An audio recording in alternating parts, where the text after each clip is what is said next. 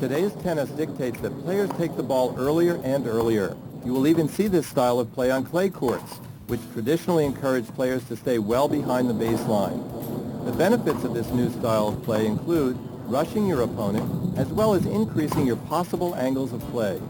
Here we have set up a rope zone rope on both sides of the court about 2 feet behind the baseline.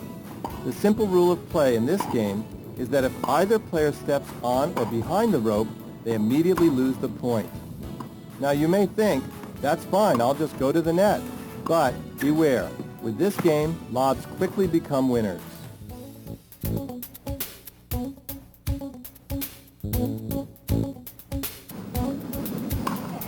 This next game uses the rope zone to isolate play in one specific area of the court. Here we see our 4 players competing in doubles with the rope zone set up to restrict play to within the middle of the court. When all angles are taken away, it becomes very interesting since players are now hitting exclusively over the lowest portions of the net. The result is a high percentage of shots hit low and down the middle, one of the primary tactics for successful doubles.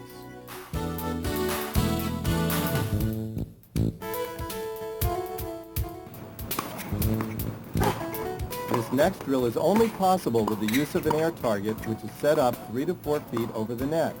Normal singles or doubles can be played with rules dictating that all balls must pass under the horizontal line, or, as I like to call it, through the air zone window. If the level of play is too low to consistently hit this low over the net, adjust the rules to allow each team 1 ball over the line in each point. But the moment their second ball in a single point goes over the air zone line, they would lose the point.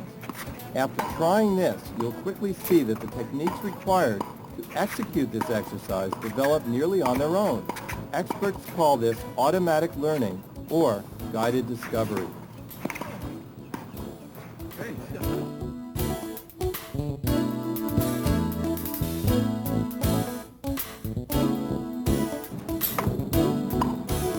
This training aid exercise features the Power Band tennis training system, which combines the fitness benefits of resistance training with the fun of hitting tennis balls. In addition to conditioning, resistance training while hitting tennis balls also provides the opportunity for performing contrasting exercises, first with resistance and then without. The benefits are powerful, as players consistently describe a feeling of lightness and speed never experienced before. In this drill, the volleyer is instructed to cross the flat rope zone rope to hit the volley and then to recover behind it. Note that caution must be used if performing this exercise with any resistance aid beside the Power Band system. And with the Power Band system, we recommend that the cord never get outstretched beyond twice its original length.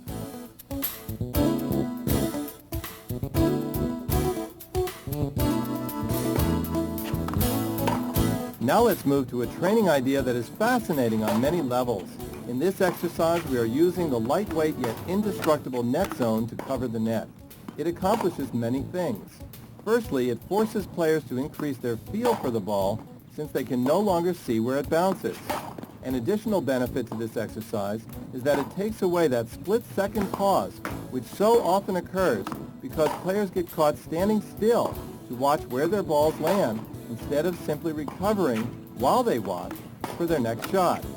Someone also suggested to me that this would be a great addition to a social tournament if play starts heating up with 2 players challenging each other's line calls. Since they would no longer be able to see where their balls are landing, they would have to either learn to trust one another or go find a new opponent.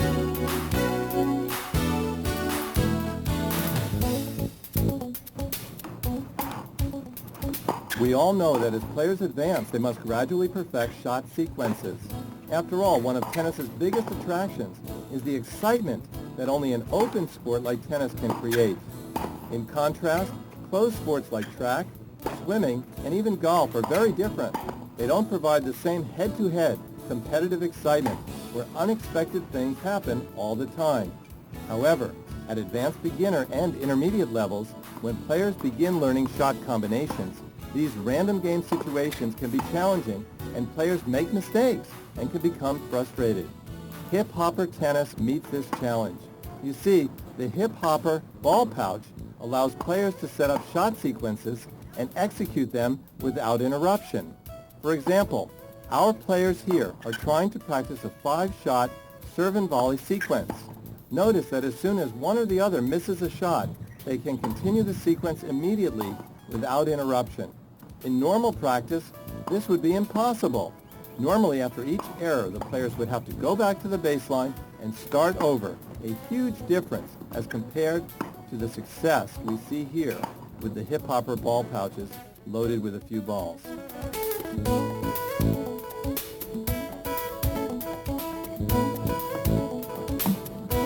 This next exercise combines the strength training and torso rotation benefits of medicine ball use with the fun of tennis. First, we see our players catching and throwing one ball with 2 hands.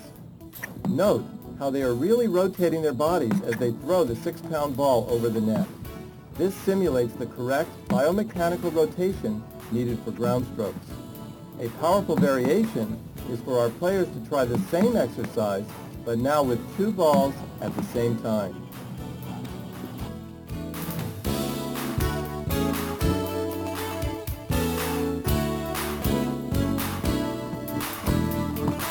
This is an exercise I learned from a tennis teachers conference in Munich, Germany. It can really challenge the coordination and balance of developing players.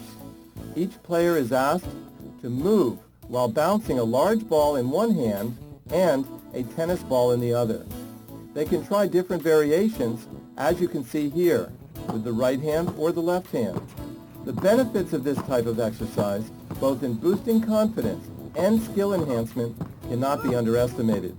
Even if a player is very dominant with one hand over another, tennis actually requires a great deal of balance and assistance from the non-racket hand. Players working on this 2-ball, odd-ball drill report a much better feel for the tennis ball off the racket and an increase in overall ball awareness and control.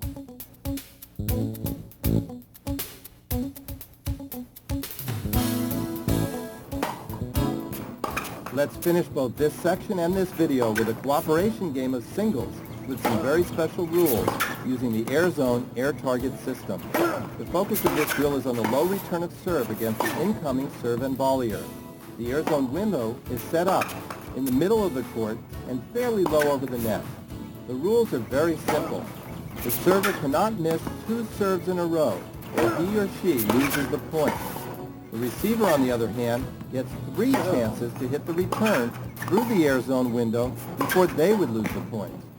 The point is played out, but only after the receiver hits through the air zone window. Games can be played until one player reaches 11 points, after which the players change positions. After 20 to 30 minutes of this exercise, you will be amazed to see how much more focus and consistency will be gained by each player.